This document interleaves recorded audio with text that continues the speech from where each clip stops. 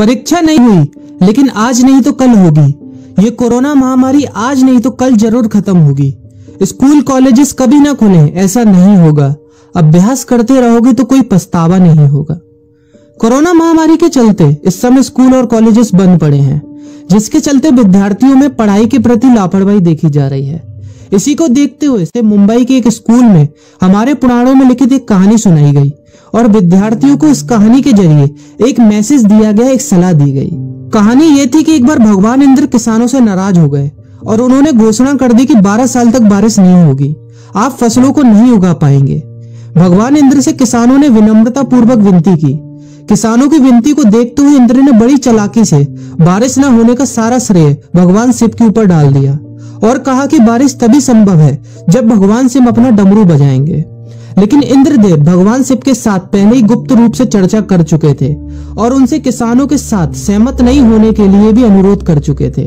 जब किसान भगवान शिव के पास बारिश के लिए विनती करने के लिए गए तो उन्होंने भी कह दिया कि बारिश तभी होगी जब मैं 12 साल बाद अपना डमरू बजाऊंगा।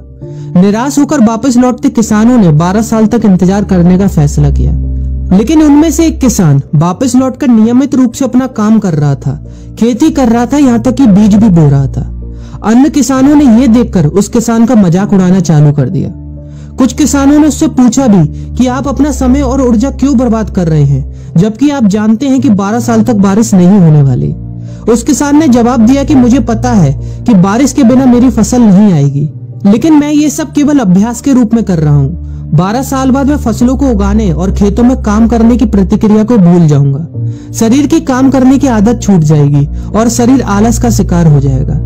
इसलिए मैं अभ्यास करता रहता हूँ कि जब 12 साल बाद बारिश होगी तो मुझे काम करने में मुश्किल नहीं होगी। जब इस किसान की यह बात पार्वती जी को पता चली तो उन्होंने भी चिंतित होकर शिव जी से कहा, आप भी 12 साल बाद डमरू बजाना भूल सकते हैं। यह सुनकर भगवान शिव भी चिंतित हो गए, इसलिए कहीं वो डमरू बजाना भूल तो नहीं गए, इसकी जांच करने की सोची और अपना डमरू उठाकर बजाने की कोशिश करने लगे। कोशिश करते हुए जैसे ही डमरू से आवाज आई वैसी बारिश होने लगी और जो किसान नियमित रूप से अपना काम कर रहा था उस किसान का खेत फसलों से हरा भरा हो गया। लेकिन बाकी सभी बारिश का इंतजार करते किसानों को पछतावा हुआ, क्योंकि उन्होंने अभ्यास करना भी छोड़ दिया था। इसी तरह 2 सप्ताह बाद, 2 महीने बाद या 2 साल बाद लॉकडाउन समाप्त हो जाएगा। कोरोना महामारी भी खत्म हो जाएगी। इसे घूरने या इस महामारी के खत्म होने तक का इंतजार करने से बेहतर है कि आप जिस कक्षा में हैं या जिस अगली कक्षा में जाने वाले हैं उसका अध्ययन करें। पुस्तकों का अध्ययन करके अपने कौशल को तेज करें। आपके पास जो ज्ञान है उसे और बढ़ाएं। इस समय का इस्तेमाल करें और ये सोचें कि आप और भी बेहतर कैसे कर सकते हैं, क्योंकि डमरू कभी भी बच सकता है। इसलिए अभ्यास करते रहें। अभ्यास ही गुणवत्ता का सार है। अभ्यास ही है जो आपको किसी भी क्षेत्र में पूर्ण बनाता है।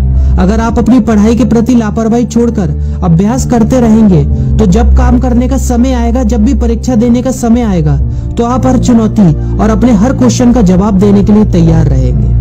अपना ध्यान रखें और अपनों का ख्याल रखें, क्योंकि कोरोना भी गया नहीं है। घर पर ही रहने की कोशिश करें ताकि आप भी और अन्य भी सुरक्षित रहें और नियमित रूप से अभ्यास करते रहें, क्योंकि डमरू कभी भी बच सकता है। वीडियो अच्छी लगी हो तो वीडियो को लाइक और अपने फ्रेंड्स के साथ शेयर करना मत भूलिएगा।